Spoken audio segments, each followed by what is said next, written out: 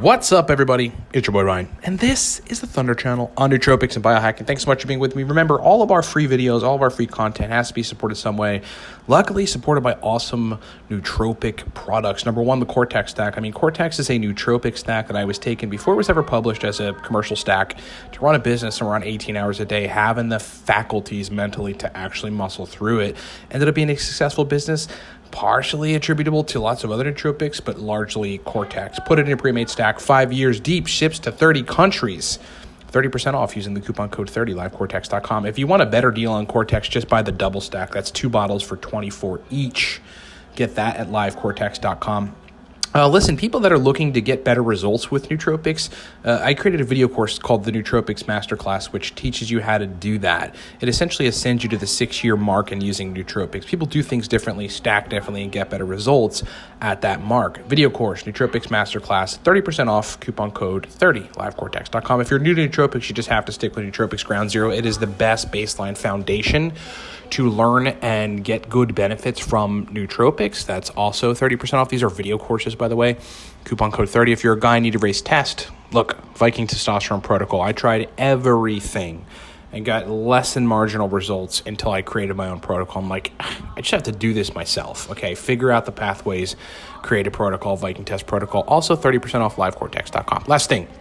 If you need large-scale comprehensive work with me on an energy baseline, cognitive function, nootropics in general, really getting you fully optimal to do what it is you need to do in business and in work and in life, either get the 1 month, the 3.5 month, the 6 month intensive, hyper communicative. I will bother you with status updates. It is results driven.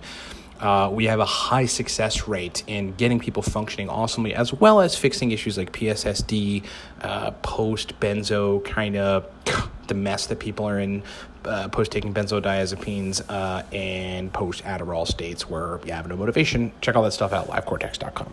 Okay, so I want to talk about stopping bringing things in when you are trying to fix a problem, because it is making it worse. And I want to break this down for you folks, because this is a mistake that I see all too often that people make in trying to fix their issues. So the first major point I want to say to folks is first let's talk about issues. Obviously, the mainstay issues that we talk about: general cognitive decline, cognitive dysfunction, energy baseline issues, adrenal hormone issues, thyroid hormone issues, testosterone issues, sexual dysfunction issues in men, PSSD, post heavy stimulant and Adderall use, that state that folks end up in, trying to fix that. Obviously, folks that are high dosing Xanax for very, very many years, or other benzos, in the state that you end up in. Okay, those are the kind of states that I'm talking about.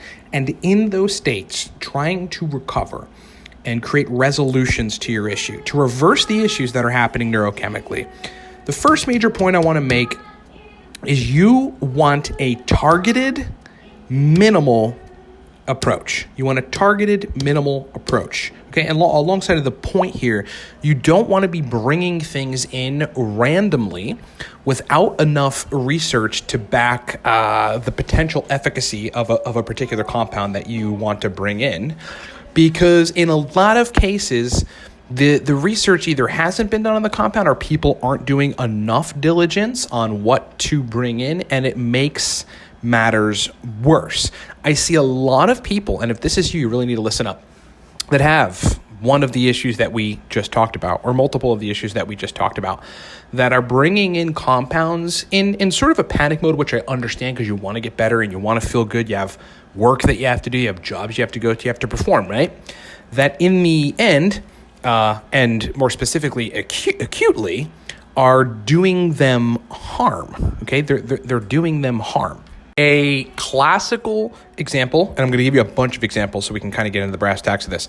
A classical example is when people have actual diagnosed adrenal hormone insufficiencies. Okay, so they're not making enough aldosterone, cortisol super low, probably have issues with antidiuretic hormone. And then obviously downstream DHEA, pregnenolone, and if you're a guy, testosterone. Even if you're a woman, it's still messing with your hormonal function for sure.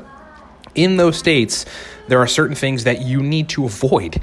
And one of them, ironically enough, is high-dose stimulant nootropics, okay?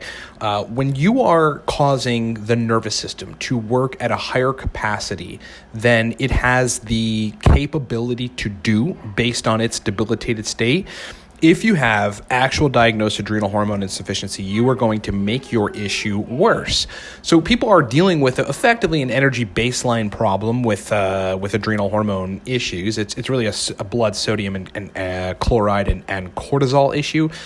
But in a panicked attempt to fix it, they're bringing in high-dose modafinil or high-dose adrafinil or high-dose diamine or high-dose teacrine, high-dose racetams. In a lot of cases, this does not help you and makes the situation worse. Because again, if your body does not have the capability to put up with forced stimulation, the result is going to be, in this case, continuous fatigue. Additional fatigue in relation to what you took. Caffeine is a huge example of this. I mean, there's obviously all the things that we just listed, but caffeine is one of the worst things that you can high dose, okay, maybe a cup is okay, and that changes with the echelons of recovery with adrenal hormone insufficiency, but ultimately there's a threshold where if you dose too much caffeine, it is going to make you feel like crap. It's going to induce issues, primarily because it's a diuretic, and your issue is largely related to water retention, salt retention, and that overall electrolyte balance, okay? So when people get panicked and start bringing things in, a bunch of different things in without quite knowing that it's antithetical to what they want to do, they end up in a bad place, and I am just encouraging people not to do that. Switching to GABA with GABA mistakes. With major GABA problems, there's usually major energy baseline issues. And I've seen people bring in tyrosine as an example. Okay, so let's just break this down. And this is a terrible idea. It's sort of unanimously across the board is a terrible idea. Let's break it down. If you have deranged GABA A and GABA B receptors, desensitized GABA autoreceptors, then obviously anxiety, uncontrollable anxiety, is the response to that. Bringing in, but at the same time, cognitive dysfunction as a result of just generally deranged neurotransmitter is also the result of that. So people, I guess with good intentions, are trying to feel better, bring in tyrosine. Well, tyrosine, I guess thinking it'll make them make more dopamine and be more motivated, because motivation is essentially part of the big problem of their cognitive dysfunction. Bringing in tyrosine is going to, yes, help you potentially, depending on your dopamine synthesis enzyme capacity, make more dopamine. But in the end, what it's going to do more so, it's going to make you synthesize adrenaline and noradrenaline more. And you do not want that, okay? So I have examples of people in this situation that bring 500, 1,000 milligrams of tyrosine, thinking it's going to help them function better with the fatigue that they're experiencing related to general neurochemistry derangement and GABA A and GABA B derangement. And it makes them feel totally worse, right? It induces panic attacks in people. It makes them wake up in the middle of the night, not able to go back to sleep, with their brain racing and their chest doing that sort of wacky sensation, which underlies anxiety, that kind of crazy racing, uncomfortable feeling in your chest. It's very unsettling. Tyrosine is not the answer there. Fixing the GABA receptors, ultimately controlling glutamate flow, modifying subtypes of glutamate receptors like the AMPA receptor, very critical in fixing that issue. And then allowing the brain or forcing the brain into a new homeostasis that allows GABA as an inhibitory neurotransmitter to do what it is supposed to do, which is regulate excessive excitatory neurotransmission. And there's no way tyrosine is going to do that. It's going to make it worse. Sex drive mistakes, shifting to sex drive mistakes in bringing too much in. There are people that have, males especially, sexual dysfunction, and this has been a huge topic that we've been talking about lately because it's on the forefront of our consulting right now, frankly, with men, besides, nootropics and cognitive function. Bringing in 5-HTP as an example because they think they need more serotonin, right? People sort of equate that idea like, more serotonin, I'll feel good, I'll be more into sex, or my sex drive will improve. Completely the opposite usually. Again, we talked about this yesterday, that the excessive quantities of uncontrollable serotonin are antithetical to the dopamine release that is necessary for the brain libido connection, okay? So huge mistake bringing that in. In general anxiety disorders, whether they're related to GABA, which most of them are or not, I see people making the mistake of bringing SAMe in, okay? SAMe, because again, in this whole, the point is, when in a panicked mode and trying to recover, don't be bringing in so much stuff. You don't know what it's going to end up doing downstream. And SAMe uniformly, almost ubiquitously, like every time, worsens people's anxiety. The same is true with depression-based issues, okay? So if you're just unhappy with life, even though you should be, because pretty much everything is going okay, I am of the idea, and I've seen this in my practice, in my biohacking consulting practice with people, that dopamine is generally the target, right? It is so much more disproportionately the right target than serotonin. So in cases where people are having severe depression, not focusing on dopamine, but focusing on serotonin because that's what the medical establishment does, they're bringing in all these different chemicals that essentially, in one way or another, just kind of jack up serotonin flow or unregulate excessive serotonin flow. Even things like ginkgo biloba, which we think is good, and it is good for certain people, but with depression it isn't, because that's going to contribute via a continued semi-agonism on the 5-HT1A site, on the presynaptic side, of excessive serotonin flow, which is going to downstream mess with sex drive and ultimately will not help you feel less depressed. You've got to target the dopaminergic system in that position. And when folks are bringing in all kind of compounds that they think are going to raise serotonin because they think that that's the issue, man, they're just causing a lot of downstream negative effects and desensitizing of autoreceptors and blockade, in this case, of dopaminergic transmission via an excessive serotonin flow.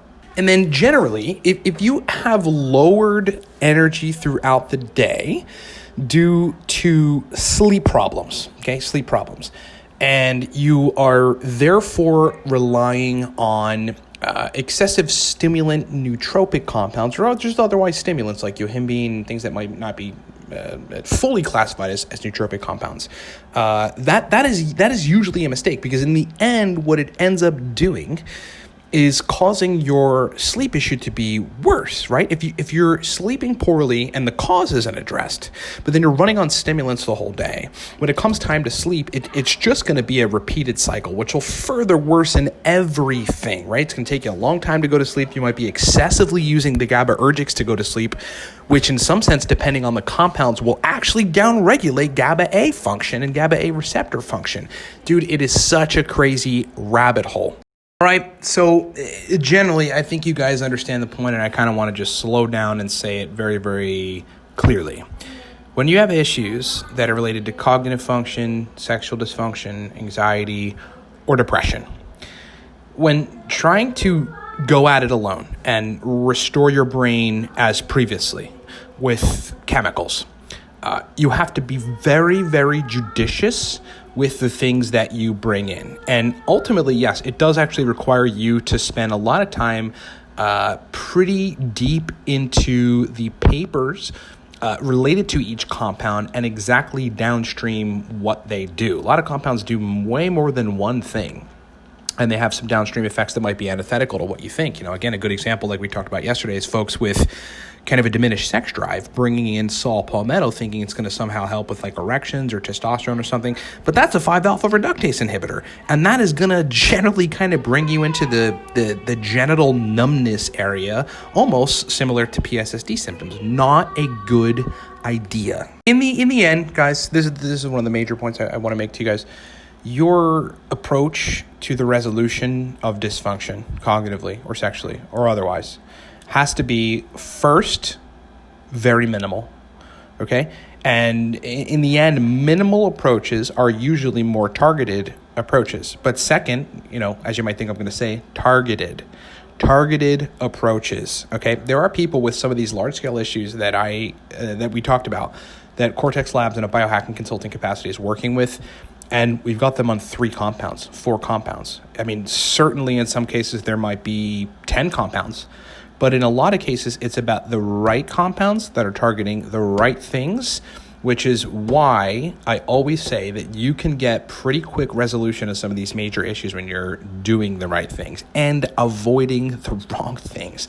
I hope I've been explanatory. I hope I've been detailed. I hope I've been granular. I know you guys get the point. Please comment if you have questions. This is like my favorite topic, one of my favorite topics right now. I love to talk to you in the comment section. I also super love when you guys comment on stuff. It's just super cool to get in there and see them on my phone when I'm hanging out, petting my cat, man. Love you guys. Thanks so much for listening. Guys, remember, specials on nootropic products right now. Cortex Stack, 30% off. I mean, this is motivation, mental energy, verbal fluency, mental fluidity, productive drive in a pill.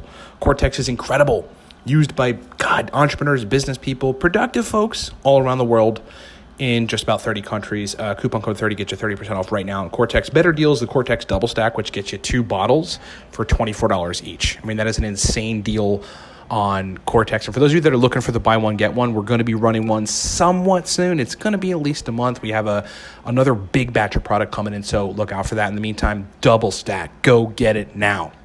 Nootropics Masterclass, again, taking your usage, experience, and results with nootropics to the 6-year mark. I mean, people just do things differently at the Masterclass. They do. They stack differently. They adjust differently. The way that they synergize components together to do the same thing is different. 30% off Nootropics Masterclass video course, livecortex.com. Coupon code 30. If you're new to nootropics ground zero. Just stop with the rummaging of Reddit and Facebook groups on nootropics. You have to start there. It'll give you an outstanding baseline from which to continue using nootropics and benefiting from nootropics. It's a video course. Also 30% off guys that need to raise, test, get the Viking testosterone protocol. Become a part of the VTP. Oh, man, it's such an awesome program. I'm so excited about it. And we work with men very, very directly on raising test. If you need my help, large-scale cognitive energy baseline, PSSD, dopamine burnout, post-benzo situations, look, either the 1-month intensive, the 3.5-month intensive, or the 6-month intensive. Thanks so much for listening, everybody. Rock on. We'll talk to you next time.